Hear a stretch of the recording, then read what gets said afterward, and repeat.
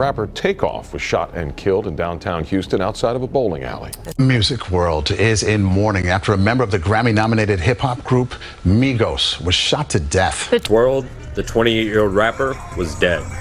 Takeoff's murder wasn't just another headline. It was a moment that shook hip-hop to its core. A night that should have been nothing more than a private gathering in Houston turned into an unthinkable tragedy. At first, the media painted a simple story: Takeoff killed over a dice game gone wrong. But that's not the full truth. The reality of what happened that night is much deeper, filled with unanswered questions, shocking developments, and a case that's far from over. So in this video, we're breaking down the real story behind Takeoff's murder, the events that led up to it, how things spiraled out of control, and the latest case updates that leave more questions than answers. But before we dive in, if you appreciate content that goes beyond the surface, make sure you hit that like button. It really helps get this video out to more people. Now let's get into it. Takeoff wasn't just another rapper. He was a crucial piece of Migos, the trio that revolutionized modern hip-hop. Quavo, Offset, and Takeoff weren't just group members, they were family. Raised together in Gwinnett County, Georgia, their bond was unbreakable. Quavo, Takeoff's uncle, was more like an older brother, while Offset joined their circle in the 6th grade. When Migos hit the scene, they didn't just drop hits, they changed the sound of an entire generation. Their rapid-fire triplet flow, first showcased in tracks like Versace and Hannah Montana, became one of the most imitated styles in rap. But it was the Versace remix featuring Drake that truly catapulted them to mainstream success. From there, Migos dominated with tracks like Fight Night, T-Shirt, Bet and Bouger, and Motorsport. Beyond music, they shaped fashion, influenced culture, and set trends that are still felt today. And Takeoff, he was a huge part of that movement, but by 2022, things weren't the same. By this point, Migos had stopped moving as a unit. Rumors swirled about tension between Offset and Quavo, with speculation that Offset had been involved with Quavo's ex, Saweetie. Quavo even seemed to reference it in his song Messy, rapping, "Kyle Bish fed my dog behind my back, but I ain't stressing." While none of them confirmed the rumors publicly, one thing was clear: Migos was no longer together. You can't just act like and just continue like. And I think people be trying to make it like it's not about it's like Alexius, like we can't continue our group without the main man. And just when it seemed like things couldn't get more complicated, tragedy struck. At approximately 2:30 this morning, our officers were dispatched out here to a shooting that had just occurred. Upon arrival, they located multiple shell casings on the 3rd level of the building at the 810 Bowling and Billiards. I guess it's a bowling and pool hall. We were informed that there was a private party being held at the event last night that ended at approximately 1 a.m., but the party carried over till about 2 a.m. till they were cleared out. That's when the shooting occurred, where it left one male deceased on scene and 2 others that were transported to area hospitals nearby.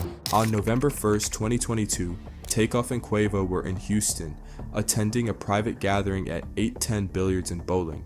The event was hosted by J. Prince Jr., son of Rap-A-Lot Records founder J. Prince, a heavyweight in the hip-hop industry. This wasn't a random club night. It was a private, invite-only event with 40 to 50 attendees, including music industry insiders and affiliates of J. Prince Jr. Security was present, but this wasn't your typical venue party. It was supposed to be a low-key gathering. As the official event ended around 1 a.m., people lingered, conversations continued, drinks kept flowing, and the night carried on. But just an hour later, everything changed. At around 2:30 a.m., the gathering spilled onto the 3rd floor balcony. At first, the vibe was relaxed, but then tensions rose. Quavo found himself in a heated argument over a dice game. Someone had lost a significant amount of money and emotions were running high. Surveillance footage later captured Quavo visibly frustrated, attempting to walk away. His last words before gunfire erupted: "We don't play like that, bruh." And then chaos. Gunfire rang out. At least 2 different weapons were fired. Panic broke loose as people scrambled for cover. Takeoff, who wasn't even involved in the argument, was caught in the crossfire. He was struck twice, once in the head, once in the back. Tragically, he died at the scene. Police recovered 10 shell casings, 9 from a .40 caliber weapon and 1 from a 9mm firearm. 2 other individuals, a 23-year-old woman and a 24-year-old man, were also injured and rushed to the hospital. By the time police arrived, the scene was nearly empty. Witnesses had fled. Security was present but claimed they didn't see who pulled the trigger. With little cooperation from those at the party, detectives had to piece the case together using surveillance footage and forensic evidence. Initially, 22-year-old Cameron Joshua was arrested, but only for weapons charges, not murder. Investigators continued digging, and soon Patrick Clark, 33, emerged as the prime suspect. Clark was caught on surveillance footage holding a gun and firing shots. Ballistics linked his weapon to Takeoff's fatal wounds. Authorities also discovered he left behind a wine bottle at the House of Blues, and forensic analysis confirmed his fingerprints on it.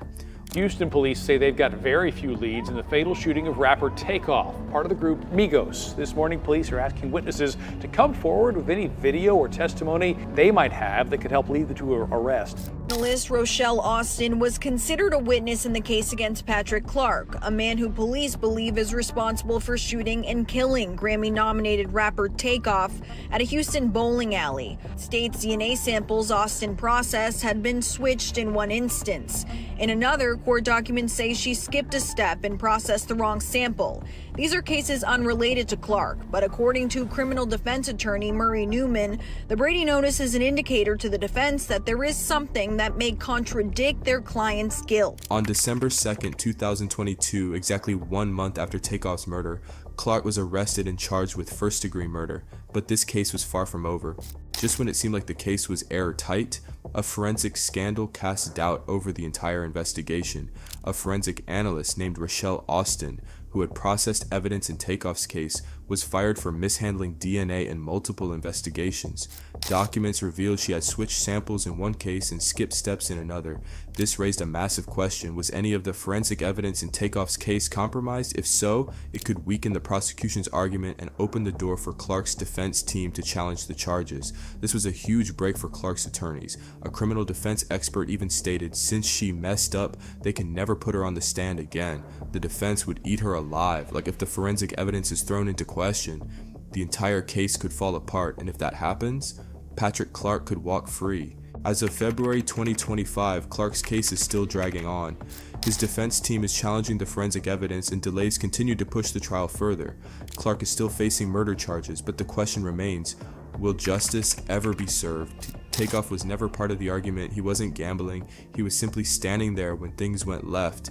A quiet, laid-back artist who avoided drama, taken from the world far too soon. His death sent shockwaves through the hip-hop community. Offset, Quavo, and his family continue to grieve, while fans wait for closure that still hasn't come. So now we have to ask, will Takeoff ever get the justice he deserves? Drop your thoughts in the comments below. Do you think this case will reach a fair verdict, or will the forensic controversy change everything? Let's talk about it, and if you made it this far, hit that like button, it really helps. I appreciate you all for watching, and I'll see you in the next video. Peace.